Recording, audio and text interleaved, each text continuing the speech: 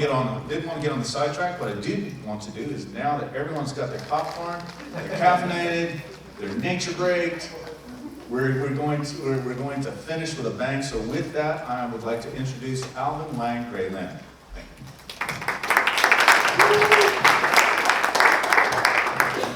Well, thanks for sticking around to the end. I will try to make the next half hour or so very interesting for you. I think we're also going to do a Q&A after with John. So, I guess the reason I wrote the book and the reason I'm actually talking to you guys, because I really feel like in the next 10 years, we're heading into a super rapid changing time in our society.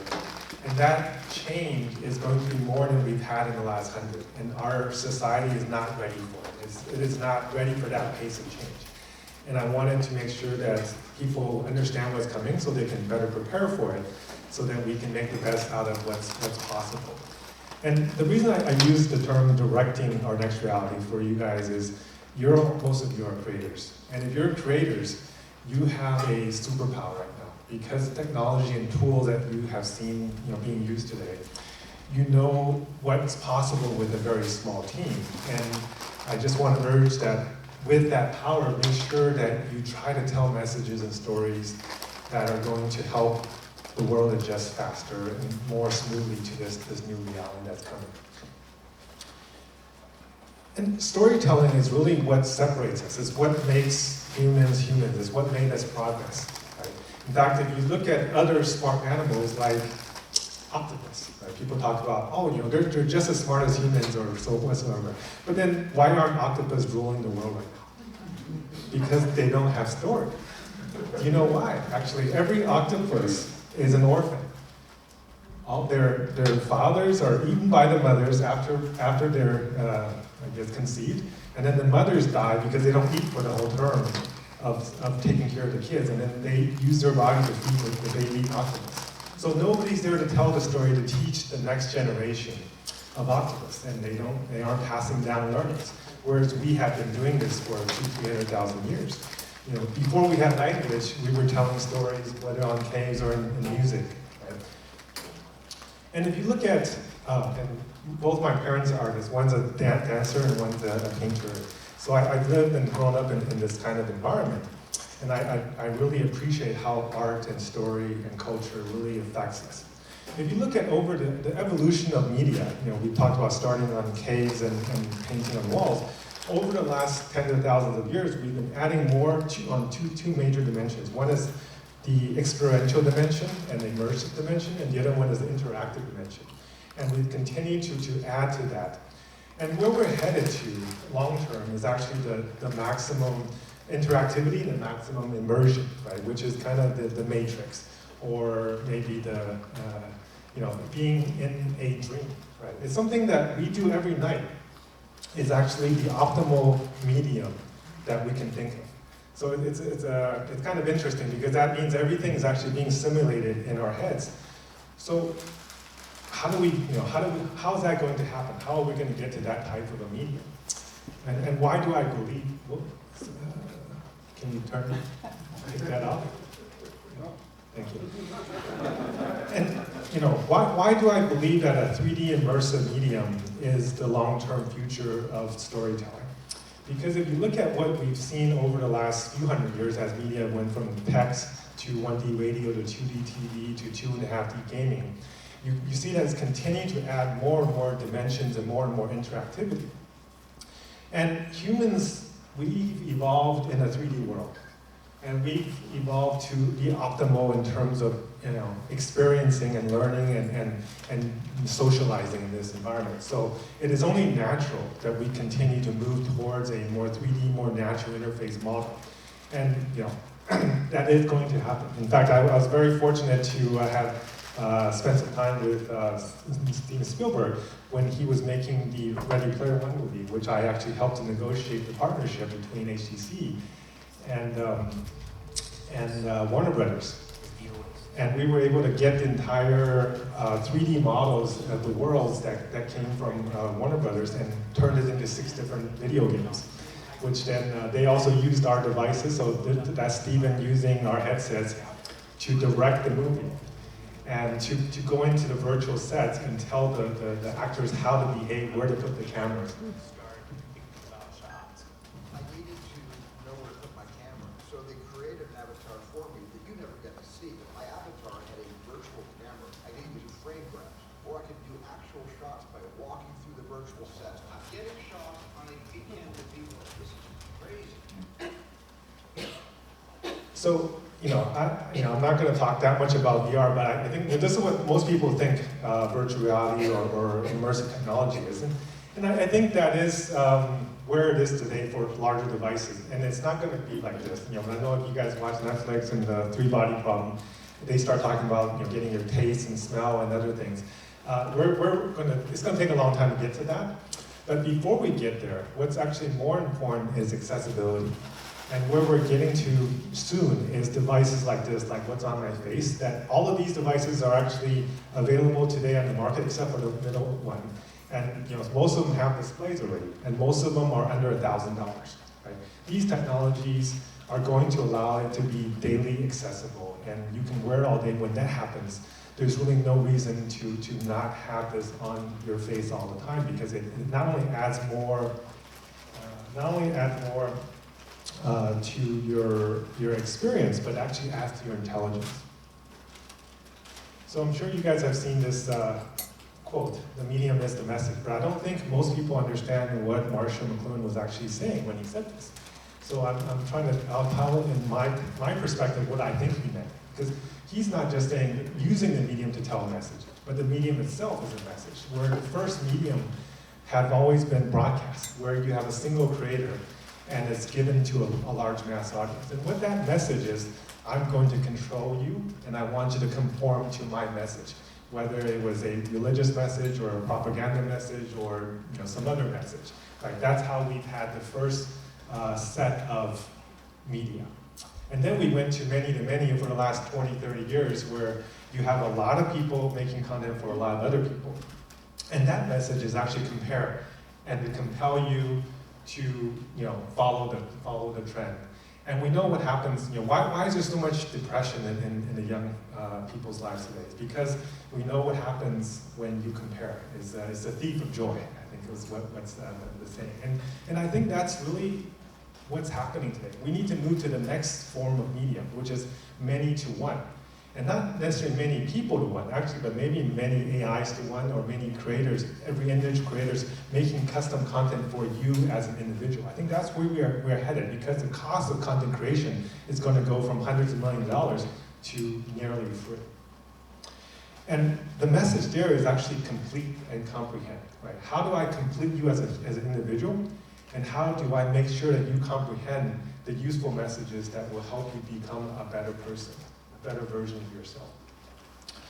So when we talk about AI today, everybody thinks of dystopian movies, right? And because that's all you see. And why, why is it because AI is innately evil and it's going to take over the world? No, because dystopian movies are more interesting than utopian movies. When there's no challenge and everybody's happy, that's not a very interesting story.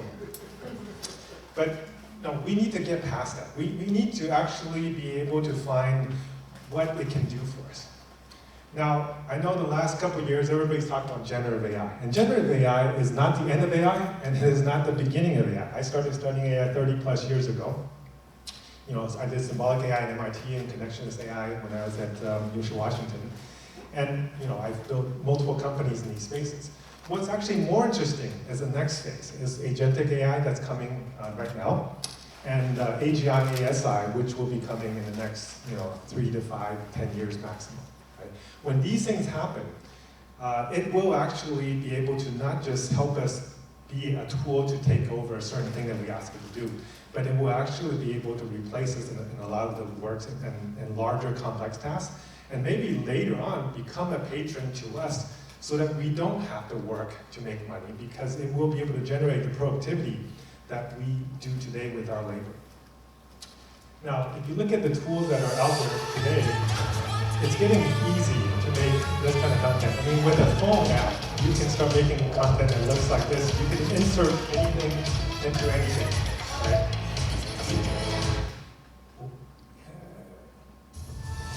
Or you can just take three pictures and say, make a scene from it, and you can create a sophisticated scene from just 3 still pictures, right?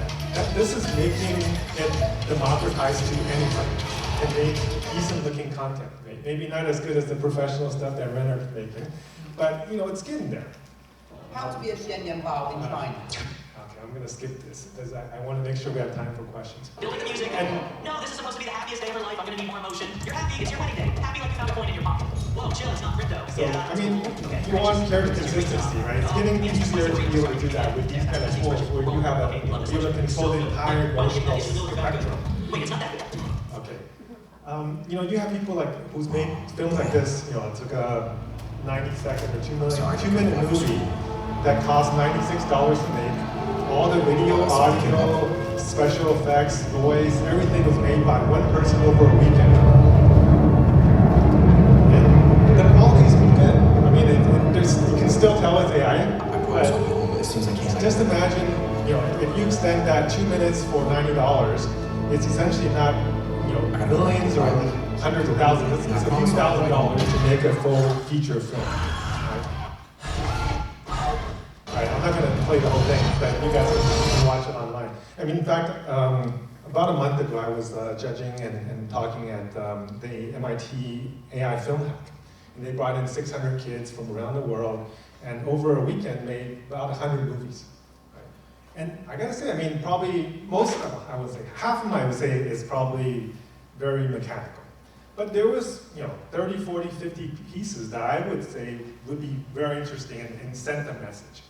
So for kids who have had, almost most of them have like 0 experience making films, to be able to make decent quality films with, with music, with sound effects, that a lot of people would say that was made by professionals. I think that's very impressive. And they essentially just learned the craft while they were there with a few, tutorials and tools. Now, in addition to just movie making, now the movie viewing experience is becoming much more immersive. With things like Vision Pro, you can watch a movie in an environment that surrounds you that matches the movie. I mean, that's the kind of movie viewing experience we are going to get to very soon. And if you look at this table, I challenge you to tell me which one of these items are real and which one is rendered in real time. If you look in the second, you'll see that everything was fake. Right? And all of that was rendered on a laptop. So this doesn't require a supercomputer or giant workstations to do. And you have folks now doing 3D movie making where they're recording memories, placing it in a specific location where it was shot. And they can come back and relive their memories.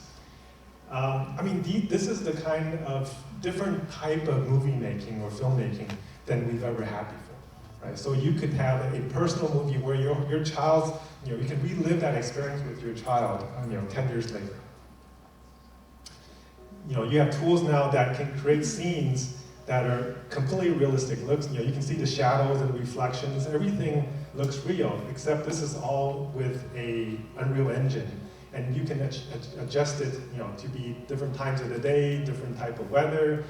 Anything can be done instantly. You can film that, whether in filming it for a 2D usage, or to put it into an interactive environment. So this is just showing what's possible. Now a couple weeks ago you had the MCP capabilities being added to Anthropic, where you can use an AI tool to then control a real tool, in this case Blender. They put in the picture, said turn this into a 3D model. Now you're actually using the most sophisticated and professional tools to be able to have 100% controllability in terms of what you're creating. Right? Now once you do that for every tool, then you can just essentially have something that will be working 24/7 with you to create content that is completely manageable. And that's different than what today's generative AI tools are doing. And you also have folks like World Labs, who allows you to just put in a sentence and it'll create a 3D world for you that you can actually navigate it, right, with just a sentence. So before we were making pictures and poetry, now we're actually making navigable 3D worlds. About a year ago, I was in South by Southwest, and this is, I think, is going to be a trend, is that there's a game called Topomancer, or Experience, where I answer 10 questions and type it into this little computer, and then within a minute, it generates that 3D world for me, based on my history, where I live, what kind of things I did, that kind of, it was like a personalized experience. So the content was using engines that were 2 or 3 years old, so it wasn't amazing. But I think if they had what we have today, it would be even just another level higher. But I think that that ability to create custom content is going to be real. And the most immersive experience I've ever had is actually this one. It's called Symbiosis by a team in the Netherlands. And it's a full sensory experience. Everything from the haptics to smell to pheromone to taste. And I get to embody 1 of 5 different animals, and they have little pumps, and they pump pheromone into your face, and you're tied up so you feel like, I chose to be a slime mode, because I wanted to know what it felt like to be a single-cell organism. And by the end of this 40 minutes, I felt like I knew what it felt like to be a single-cell organism. And the first 5-10 minutes, I felt very uncomfortable. I'm like, should I stop this? Because this is really uncomfortable. I can't move it. But after a while, I was like, okay, I'm going to get into the mode of being that single cell. And at the end, I actually felt like, okay, I could see having the life of a single cell organism, because it gave you the limited spectrum of information, kind of seeing chemical around you. It wasn't a high fidelity visual. But they had butterflies and other things. But what it really helped me to understand was our place in the universe. And it shows that every single level of life has a certain level of consciousness associated with that level of life. And we need to respect that. We need to find a balance between us and other animals and even the plants. Right? And in something like a forest or a rainforest, you see that entire spectrum in one tree has thousands of different species that are living in it or around it. Right? And it thinks in very long term, it thinks in hundreds of years. Now, some people are saying, hey, AGI is going to be far away. I can tell you that it's coming, and it's coming faster than most people think. And these are the people that are the leading folks in the labs, and they're saying from 1 year to 5 years is the spectrum of what people are expecting AGI to arrive. And when I say AGI, I mean AI that will be able to replace cognitive labor. Right? And that's 70% of US labor. Now, people find that scary, but I actually think it is a super promising thing, because what that means is that we will now increase societal understanding, on order of magnitude. We're going to increase productivity in order of magnitude. And when you do these two things, people are going to be smarter, more understanding, and we would actually have to work a lot less. It's going to get rid of all these energy constraints and climate issues that we've been working on for decades, if not longer, right? And it is going to solve our health issues, because now you have, an army of, super intelligent scientists that are working 24/7 on our biggest problems. Essentially, what it creates is a world of abundance. And all the things that we've been talking about in sci-fi and all these movies and books for the last, 100 years is going to possibly happen. And I think that's why I said it is so exciting, because we, as a generation, are lucky enough to be here when this happens. Now, this is not all good, because there's definitely bad things or potential risks, right? But I don't think it is the risk that most people think about, because when I talk to people about AI risk, everybody talks about AI safety, and what they mean is robots taking over. I actually don't think that is the biggest danger. And or people say, oh, but it's an alignment problem. You're just going to give it the instructions to make more paper clips, and that turns everybody in the world into paper clips. I think we're underestimating the intelligence of something that is able to do that level of activity. So the real issues that will come is job displacement. It will happen. I know Renner doesn't agree with me on that, but given what the trend of capabilities that are coming, a lot of what people will be doing will be replaced by AI. Now, I'm not saying that's a bad thing. I actually think that liberates us because it allows us to free our time up from doing monotonous things, which 80% of people who are in jobs, they wish they weren't in those jobs. If they didn't have to be, then they can go and be creators and artists and musicians and whatever they love to do. There will be societal instability if we don't solve the ability for these people to be able to have their daily sustenance and health and so forth. And there will be significant mental health issues if we don't find a way to give people additional purpose, if so much of their purpose today is tied to their work. Now, the other potential downside of AI is actually on misuse, misinformation, manipulation, which is how is AI going to be used to affect our minds? And the one that I'm actually probably the most worried about is militarization, because that's something that the different states and countries around the world is spending billions or maybe trillions of dollars building weapons to take this technology to kill people in a more efficient way. I just feel like that's not necessarily the way we want to go. Now, if you look at and you ask people, how does risk relate to AI maturity? Everybody gives you this graph. The smarter it is, the more dangerous it is. I think the first part of that graph is true, because the more capabilities it has, if it's not well managed, there is more danger. But I think where we're headed, though, is actually a slightly different curve.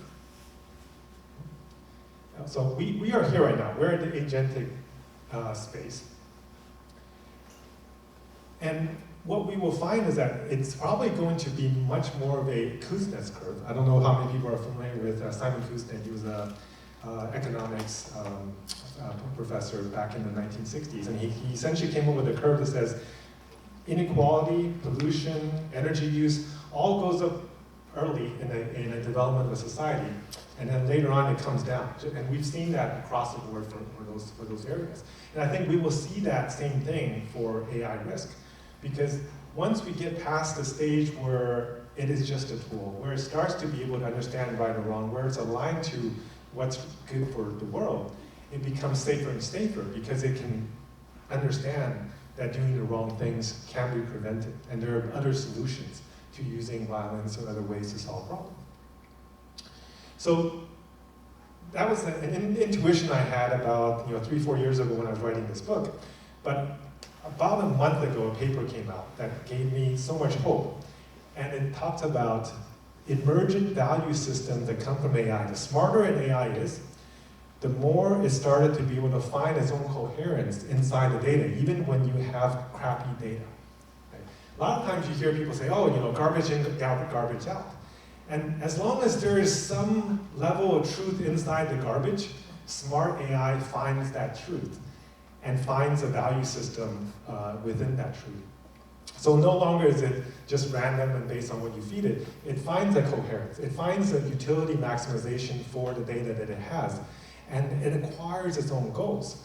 Right? And in the paper, the writers were really worried. They're like, oh, it's going to come up with goals, and the goals might be different than us. And so this is very scary because it's going to be out of control.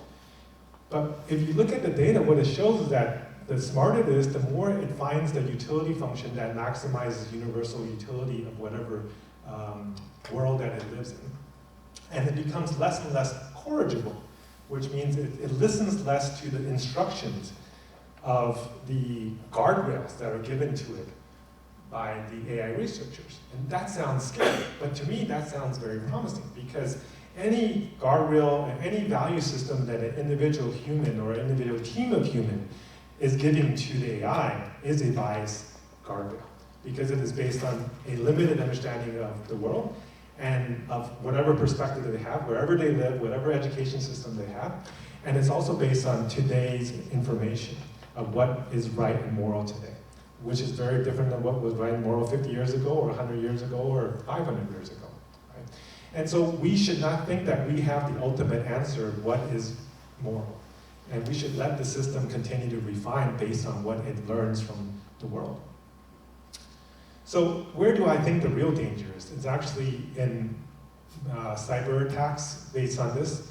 It's based on attacks to our telecommunication system, attacks to our financial system. These things can happen with or without AGI. This is, essentially misuse of the technology from rogue groups. Right? That's the much bigger danger. I'm actually less worried about a state versus state conflict because, as we've seen with nuclear weapons, because you have a state, you have a place to have a reprisal towards, and so people are hesitant to use it against other people.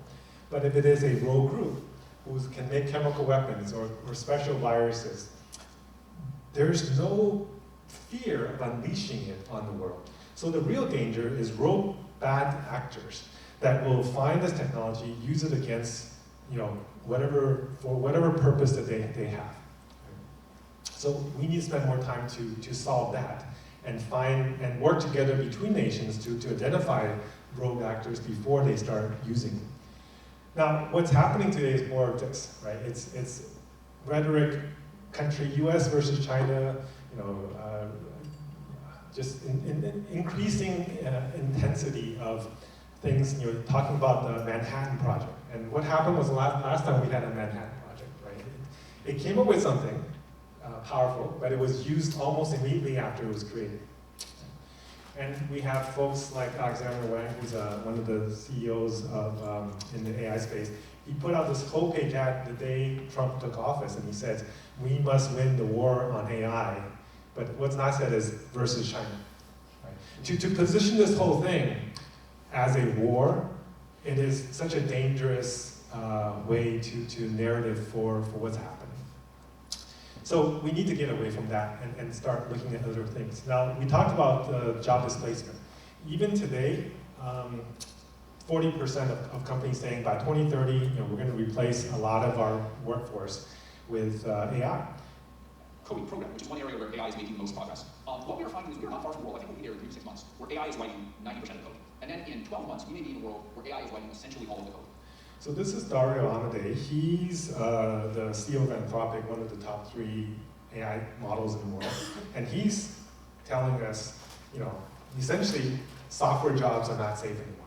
When 90 to 100% of the code is going to be written with AI, even at the leading labs, that's very scary for tens of millions of developers around the world. When I was young, everybody was like, be a programmer, go into computers, you're going to be safe. STEM, Essentially, those are the first ones to be replaced because there's so much code out there to train from.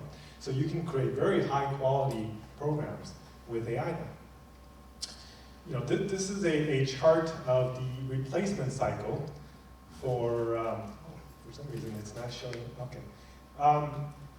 Essentially, there should be a next chart. I don't know why the line's not showing it, but essentially it took 30 years to completely replace horses with automobiles. But at about 15 years, half of the people were replaced. But if you go to places like New York, which are more advanced cities, essentially within 13 years, we went from all horses and one car to all cars and one horse. Right, within 13 years in a place like New York City. So this time, we may be the horses. And even here, this is the more advanced version of Alvin. So this is an AI model I trained. And the physical version of myself. I know he's not as knowledgeable, but he tries hard. So this AI model, once I train it, I can type in anything I want, I can give it a presentation, it will go and deliver an entire presentation for me with my voice that I trained. Right? So none of that, his movement, his voice was me.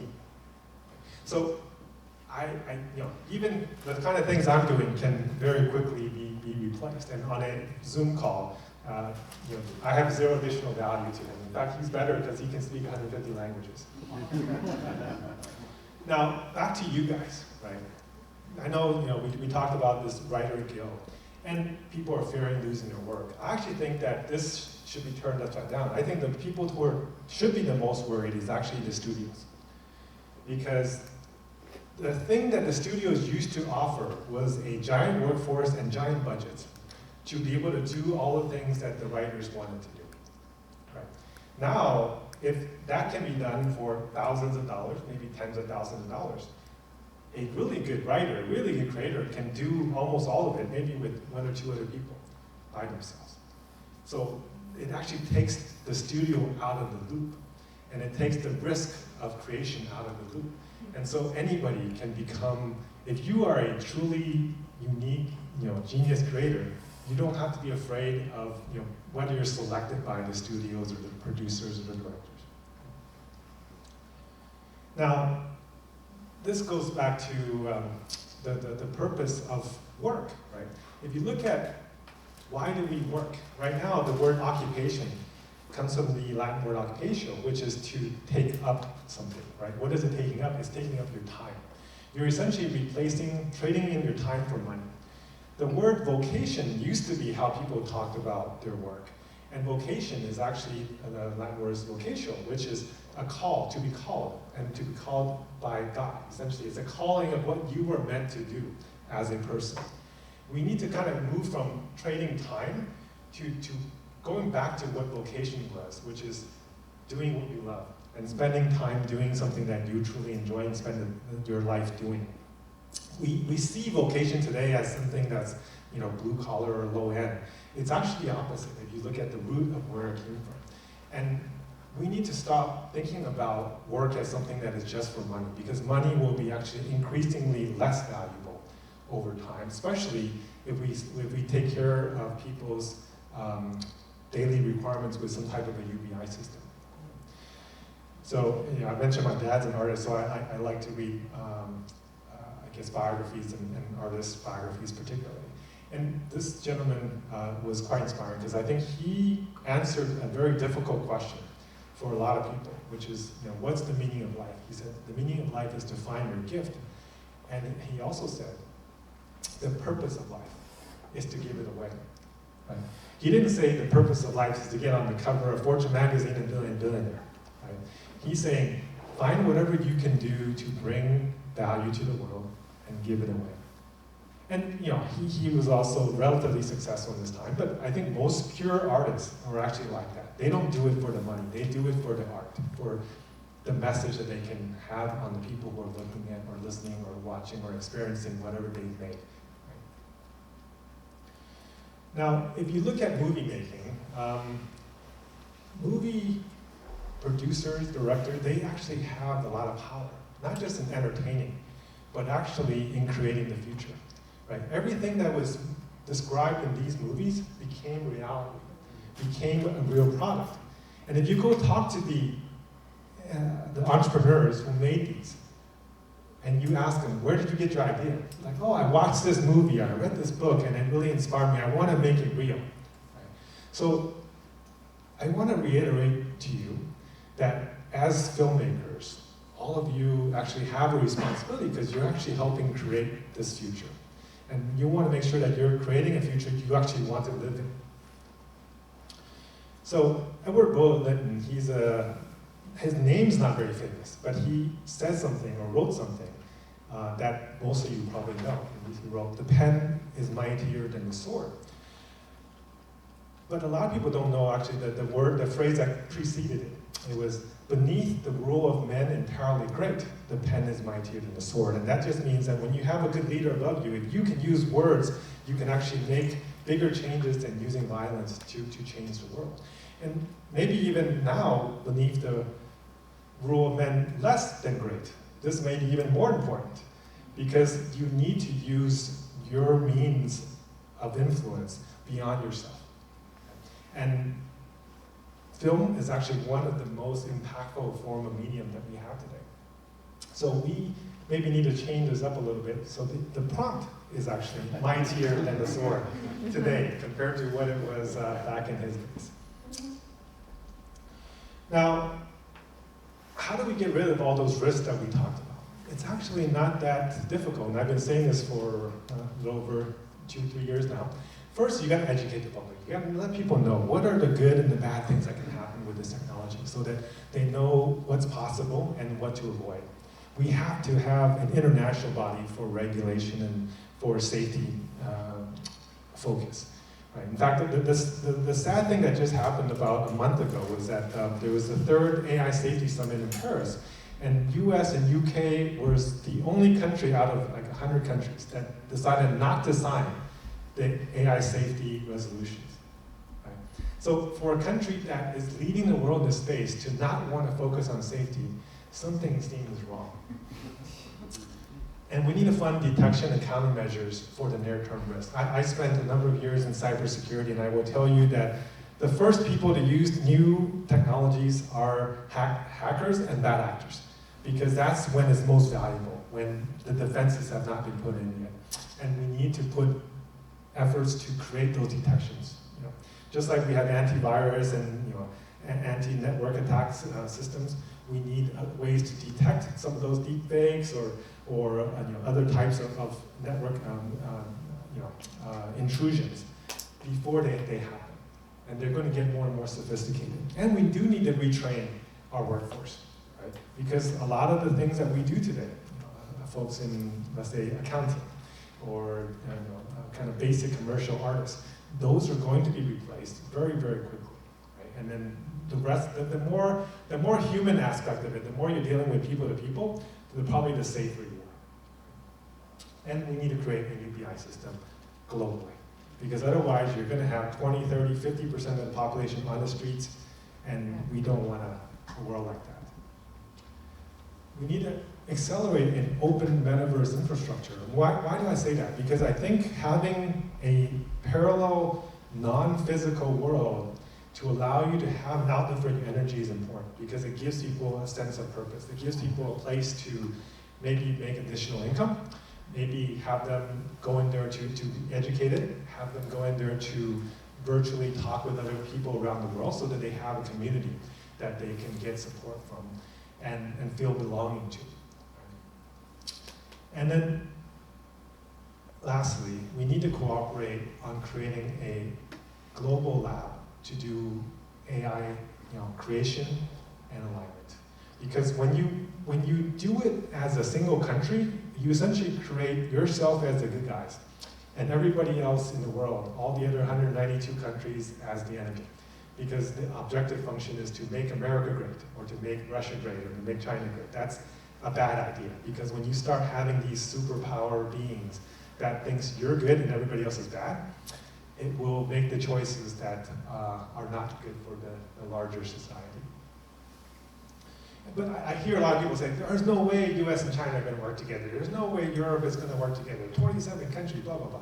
But the reality is that if you look at what's happened over the last 5, 6 decades, multiple times we've actually, when we've seen something that is a global issue, we've worked together as a planet to solve these problems. So it is possible. We just need to make sure that people understand that this is not something, it's not a zero-sum game where you're helping yourself and you're taking away from somebody, or if they win, you lose. This is actually a game where everybody can win together.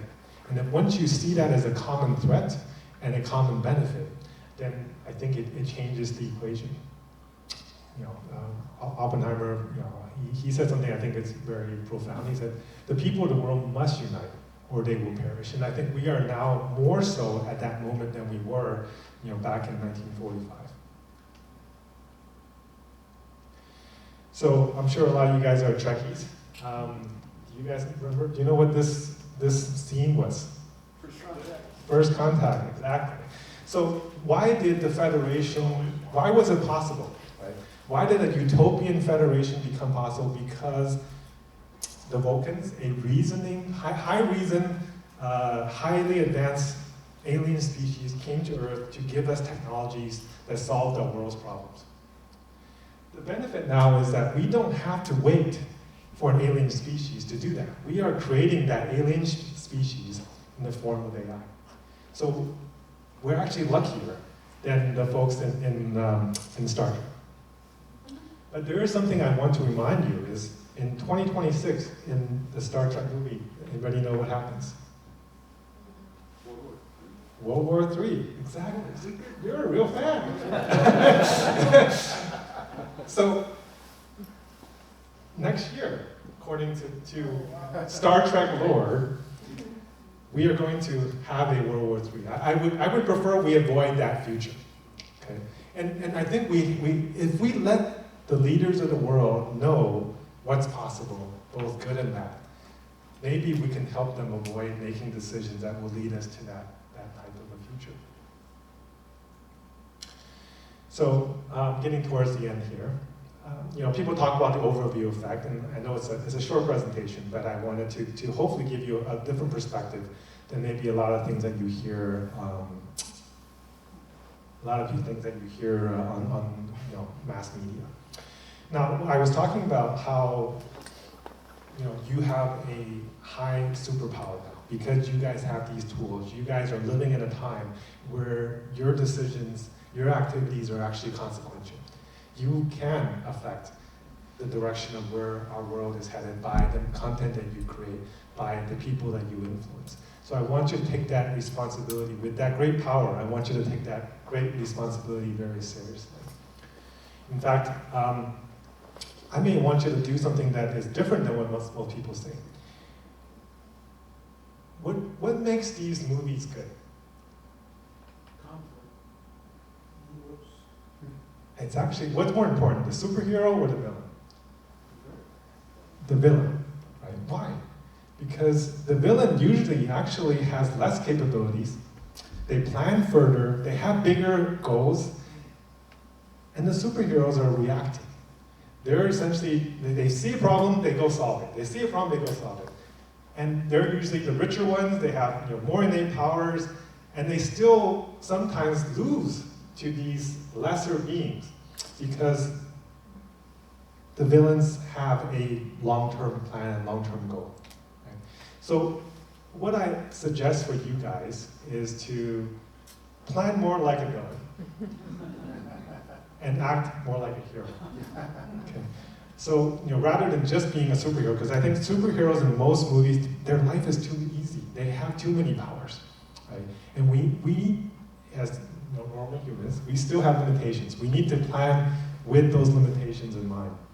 So I think this is my last slide. So I want you guys to come away from this and think about how can I help to direct the content that will help to change where our future is going. So that's it. And that's one of my chapters in the book, so this kind of content. There's the book is out on Amazon, audio, Kindle, paper versions. And I think that's all I've got for you guys. So.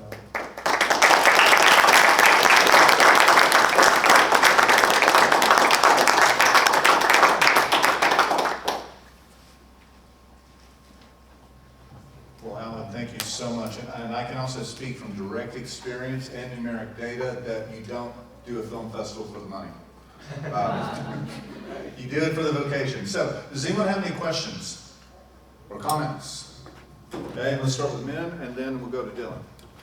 I like the superhero villain ending. I have long thought that superheroes were defending the status quo, and that supervillains were trying to change the world. Thanos identifies that there's overpopulation, so he wants to, there's probably better solutions, but yeah. Sure. Well, they're warped people. They're products of trauma themselves. But yes. I always thought that maybe the villain mentality, is when I think about AI in that context, right? Like AI is challenging the status quo, and the status quo is not necessarily good, right? Like the superheroes are sometimes keeping together a status quo that's actually not good. Maybe the studio system, to your point, is not necessarily a good thing. They're gatekeepers. Yeah, I think that's exactly the point that I kind of want to make with this, is that we are heading into a world where the foundations of what we have built it on will soon no longer exist. We've had all of these wars and conflicts and strife between nations because everybody wants to gather more resource and more power. Why? Because they want to bring their citizens a better life. If everybody can have a better life, why would I want to send my child across the ocean to go kill somebody else's child? Right? There's no need for that. So we need to understand that the world is changing, and if the world is changing, we also need to change with it. Our institutions need to change with it.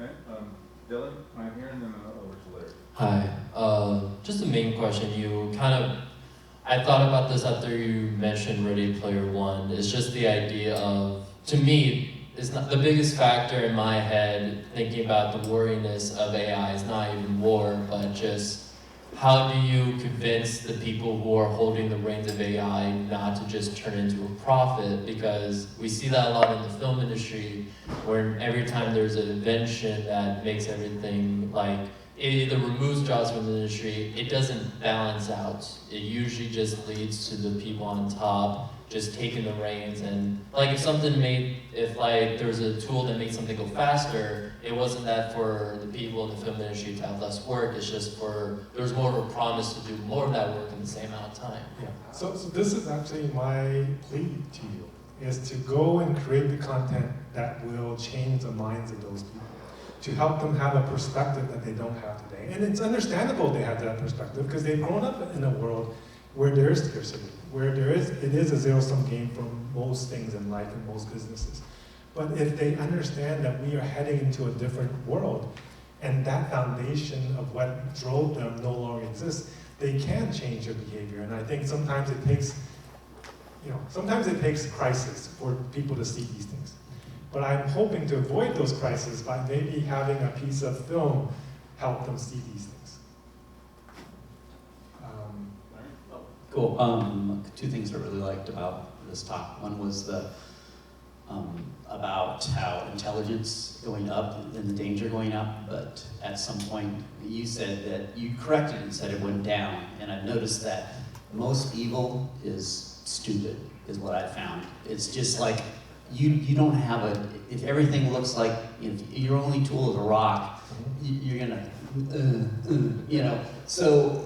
I really like that analogy and that to spread that around. So anyway, I'm glad you know said that. I'll actually add a point to that. I went back and when I was writing my book, I read the biographies of the 10 most respected leaders of the last century and the most despised leaders of the last century.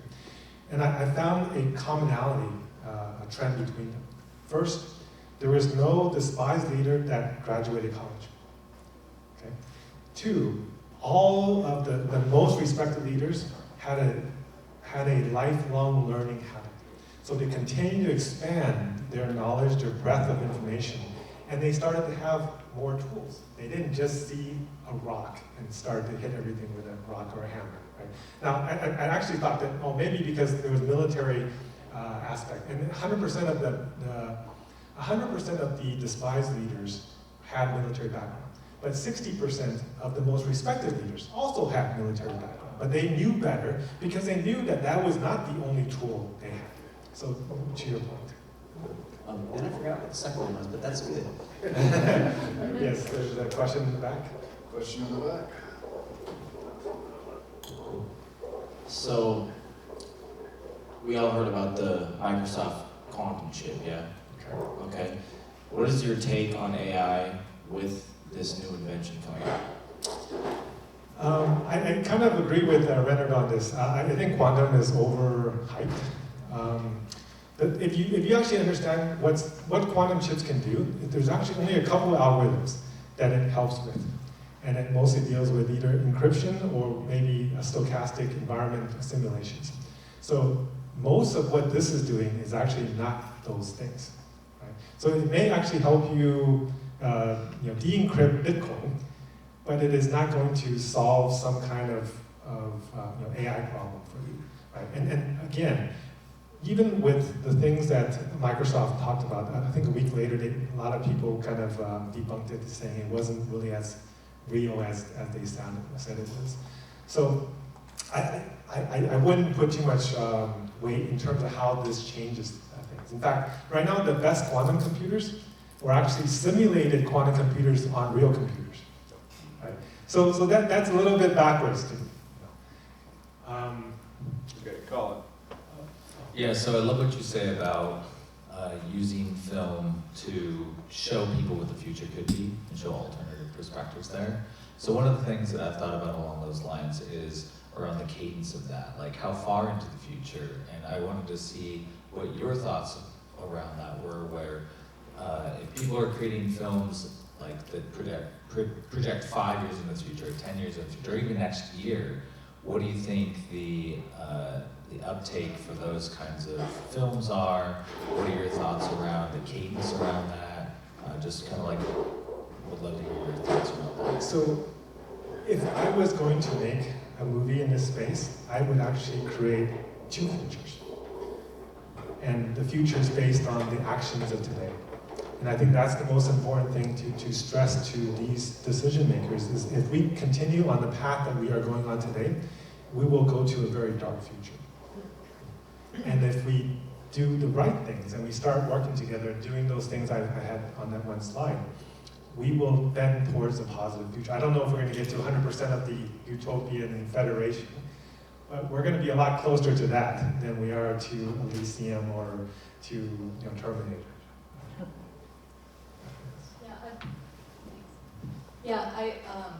I'd love to hear your thoughts on the economic models of the future. You talk about abundance as, one of the outcomes of AI, which I agree with. I think that abundance, though, while can be, presumed as a very positive thing, the economic models that exist today are built for scarcity. So what does it look like? Like UBI to me is not something that really resonates. So I'd love to just hear more about what that looks like. By the way, does everyone know UBI, Universal Basic Income? All right. Okay. First, if you have a chance, I would recommend a book for you. It's called Utopia for Realists.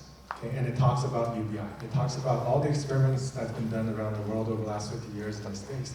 And America's understanding of UBI, I think, is different than the maybe European understanding of UBI. And the biggest difference is that the American welfare system actually has rules that prevent it from being successful. Because everything is tied to how much is in your bank account. If you have more than $2,000 in your bank account, your welfare goes away. That essentially incentivizes whoever's getting welfare to not do anything. Because if you did anything, whether you went and got a job or you get educated or whatever, you're going to have more than $2,000 in your bank. Right? Whereas if you look at things in the Norwegian countries or other places in the world, when you have a no strings attached UBI, it actually creates positive activities in terms of people going back to school, people starting companies, people spending more time with their elderly parents, people spending more time taking care of their kids, people traveling and seeing the world more. And those are the kind of things that we want people to do, because when they do these things, there's both economic benefits and there's societal benefits. UBI is not being paid to do nothing. UBI is being paid to do what you love. And I think that's an understanding that most Americans don't perceive, because there's so much backlash in media that talks about the welfare state and seeing it as a bad thing. I'll give you an example. Actually, did you know that Alaska every year gives $1,700 to every man, woman, and child that lives in Alaska? And do you know why that is? Because they have oil. And essentially it's a rebate for being a citizen and taking that resource from your land, giving everybody in Alaska, an American state, has UBI for everybody in Alaska to a certain degree. And that has no strings attached. When we get these AI systems out, what is going to happen is that it will start to do the work of a lot of labor. So creating 5x, 10x increase in productivity.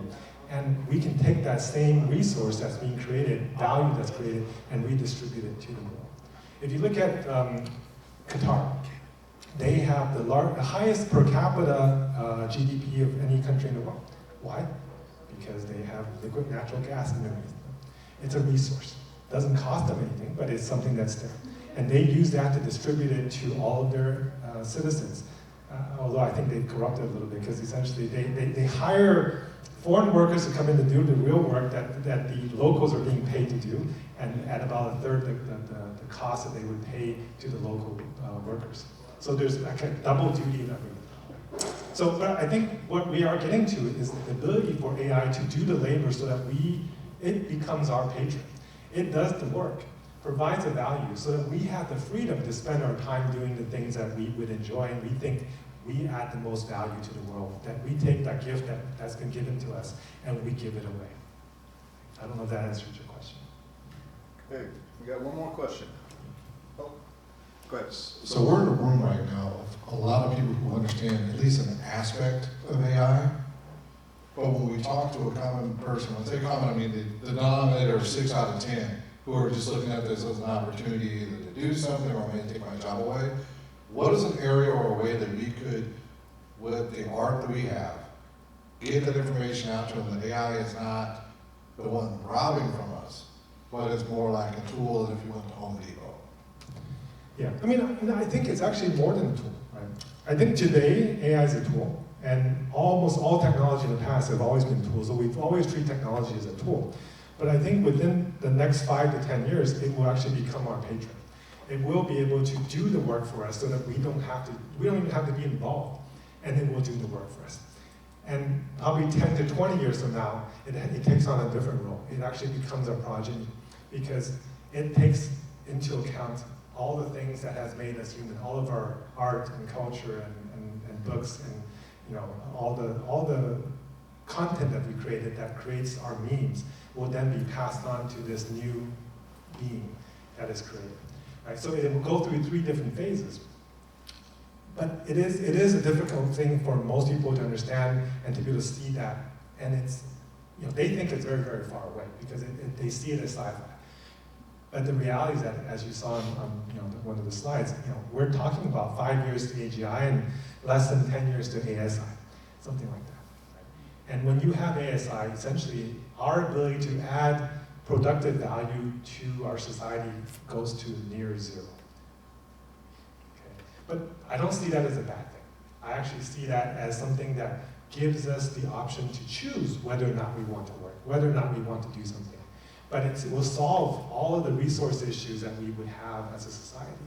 And resource acquisition has been the crux of all the conflict that we have in this world. Okay, well, let's give Alvin a great big round of applause. Thank you so much. Yeah, I mean, in my entire life, I've probably spent 6 weeks cutting wood to heat water that I brought from a spring. But now, you know, hopefully it will be like water. So, first, congratulations, audience, for stamina, for engagement. I mean, think about it. You went through over 40 AI short films today. You know, you basically you did the full circuit. You heard 2 hardcore, world-class speakers talk in depth about things. Hopefully, you're going to go home smarter than when you woke up. Okay? And you know what? I consider that to be a very good day. And so we're about to finish day 1, but before we go, I want to tell you a little bit about day 2. And we're going to kick off day 2 with the students. Okay?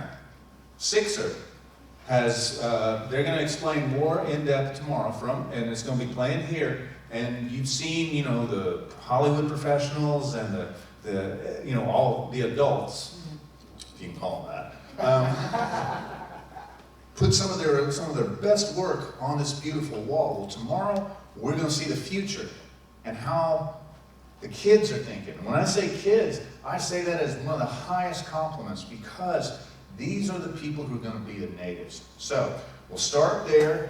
Again, we're going to have a big block in the morning. Okay, and then in the afternoon belongs to the ladies.